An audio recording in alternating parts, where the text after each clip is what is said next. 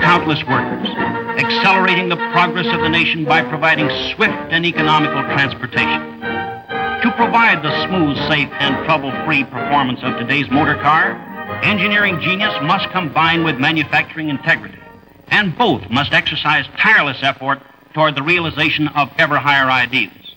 Let us begin at the conception of a new and finer motor car, that we may see some small part of the planning, the research, and the testing that are carried on for a long time before the car is submitted for public examination and approval. So, here is Mr. Fred M. Zeter, Vice President in charge of engineering for a large motor company, and his associate engineers discussing plans for a new and finer motor car. Boys, Mr. Breer, Mr. Skelton, and myself have gone over the design and specifications of this new car. And I want to say we're pleased and most enthusiastic. But we have more research, testing, and proving to do before we release this car to the public. We want all material and every unit to be given the most grueling and searching test you can devise. We're going to be positive that every part is right. And I want to emphasize that the performance of this car must be outstanding. Mr. Zeter's emphasis on the highest standards is echoed here at the engineering laboratory, where strenuous tests have been devised. Tests that are sure to reveal any weakness in a part before it is placed in a car. 500,000 oscillations on the gang spring tester is equal to 50,000 miles of the hardest surface. Steering gears must stand more and harder knocks on this machine in 100 hours than they would ever get during the entire life of the car. This test explains itself. Each horn must operate efficiently after 100,000 blasts.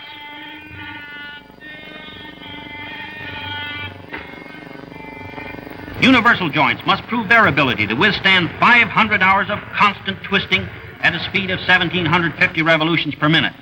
Here we see the testing of the rubber mounting, which prevents engine vibration from reaching the car and passengers. The mounting consists of a core of live rubber bonded into a steel casing by an exclusive secret process so that the rubber cannot be torn away from the steel. Here is even a more dramatic demonstration of the amazing strength of these floating power engine mountings. The crane is about to lift a 2,800-pound car from the ground. The entire weight of the car is suspended through the engine mounting, proving a factor of safety of 10 to 1. Here is a job everyone would like in July and August, for the men in the cold room work in temperatures as low as 60 below zero. Here they test lubrication, starting, batteries, and engine performance. Now we see one of the most strenuous tests in the laboratory. This device is called the Belgian roll because it imitates, with great success, the shell-pitted roads of wartime Belgium. In a 24-hour day, the car will run approximately 300 miles, concentrating in that period more rough riding than the average car will get in a dozen years. At the conclusion of the test, every portion of the car is examined minutely for any sign of failure to stand up under the rough treatment. Now the car is ready for road tests.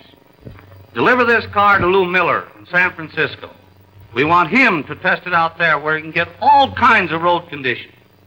Any man who can drive a car across country and back for a non-stop record of 132 hours and 9 minutes, as he did in one of our cars, certainly knows what to expect of an automobile. Tell him to give her plenty, for we know she'll take it. Good luck. And they did give it plenty, as you shall see. Here we are in the Yosemite Park, California, where the altitudes vary from 4,000 to 9,000 feet above sea level, and the temperatures range from 0 to 60 degrees above. Here in the shadow of the lovely Yosemite Falls, the car is tested for its performance in the rarefied atmosphere of high altitudes. Then through the Tehachapi Pass, where the car must make the steep grades and the perilous turns without slackening speeds. And you can see for yourself, that car is moving right along as Miller heads toward the Mojave Desert, a dreary expanse dotted with giant cactus and clumps of sagebrush where the thermometer soars as high as 125 degrees. Now Miller turns the nose of the car toward the punishing hummocks. This isn't a road. It's just the Mojave Desert with hundreds of hard obstructions. Notice how those wheels are taking it. Think of the strain placed on the frame when a car is driven at high speed, weaving and bounding over such country as this. Is it any wonder that after the test you've seen, the car is pronounced ready for production? Here is man wrestling with the elements and forcing them to obey his will. Before that intricate mechanism, an automobile can roll up to your door in all its shining beauty. Brawny workers have labored skillfully in this uproar of sound. From the flaming furnaces of the foundry runs a stream of white-hot liquid. Dangerous business for the novice to handle this fiery metal, but long practice has steadied the hands of these masters. A single false move by the workman might mean death. Down comes the massive hammer, and tons of weight have shaped the crankshaft. It is turned to the forge, and again the hammer falls, and the shaped forging is ready for machining operations. Wheels and levers move like the tentacles of an octopus. There can be no error here as the human element is eliminated.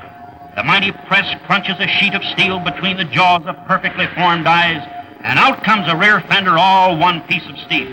Throughout the plant, the hiss of sparks denote that steel is being welded to steel, joined forever with no chance for strain or stress to part that which has been so fused together. Each vital part is subjected to endless tests.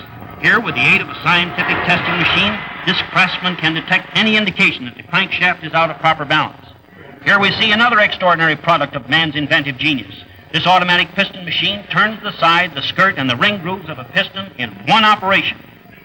Now, in our all too brief tour of inspection, we arrive at the engine assembly line. After the piston and connecting rods are inserted, the crankshaft and camshaft are put in place, and with a twist of the wrist, the engine is turned over and the gasket and head are placed in position. The engine must undergo many tests and inspections. Each engine is given a 2-hour run-in under its own power, and then it is placed on a dynamometer where it must show the standard horsepower output. What appears to be an intricate maze is in reality a marvelously ordered system of overhead conveyors bringing together the multitude of units for coordination. Radiators, fenders, axle assemblies, batteries, moving hither from other parts of the plant, automatically marshaled each to its proper place. Here on the final assembly line converge all the streams of effort. Here is the culmination of the absorbing process of building a car. Now it's beginning to look like an automobile, but still lacking is the heart of the car, without which we have nothing but a web of steel and iron, a dead thing, without life and movement. But another conveyor swings along, bearing that marvel of construction, the engine. Many hands go skillfully about their appointed tasks of placing it in the floating power mounting. As the car nears completion, there seems to be an air of excitement in the factory, as though the stirring moment toward which this army of men has been working at last has arrived. Just at the split second when it is needed, the body comes sailing down the assembly line and is gently lowered to rest on the frame, and that body is securely bolted to the frame from below and from above. We have come to the end of the assembly line, and for the first time the car proceeds under its own power. Eagle-eyed inspectors crowd around it. Does it start promptly?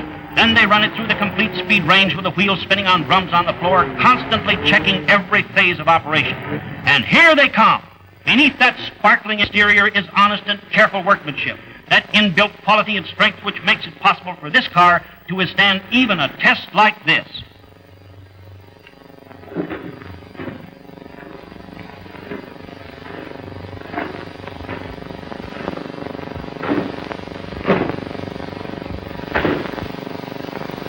We've been asked by many people if the test you have just witnessed is a genuine engineering test. For those of you who are skeptical and in the habit of discounting thrilling events, we're going to repeat the test in slow motion pictures. Watch it very carefully and see with your own eyes the same car driven away under its own power, essentially undamaged. So now, once again, the same car, the same hill, and the same road in slow motion. So you can see just what happened when the car took that dreadful dive down a 300-foot drop. 9 times the car spun in the air. Count them for yourself. Think what that means. 1.5 tons of dead weight hurtling through the air and then crashing to the earth with an impact that would have shattered any but an all-steel body. You can see the car bounce 6 feet off the ground. And when it lands, that great weight must be borne either by the slender corner posts of the body or by the wheels and frame. Steel and steel only can withstand such terrific punishment. Meanwhile, Miller has followed the car down the steep incline and is gratified to find that except for crumpled fenders and superficial dents and scratches, the car is apparently undamaged. The doors open freely and the glass is unbroken, dramatic proof of the amazing rigidity of frame and body. The car has suffered no damage that could not be repaired for a few dollars. But what of the engine? There she goes. You have seen this automobile undergo an unparalleled test of its strength and rigidity. You have seen it roll down a precipice. You have seen that it is practically undamaged, that the safety steel body is intact, that the floating power engine mountings have withstood the ordeal, that the motor starts promptly and runs sweetly, that the wheels are still true, and that it can be driven after all this rough treatment under its own power.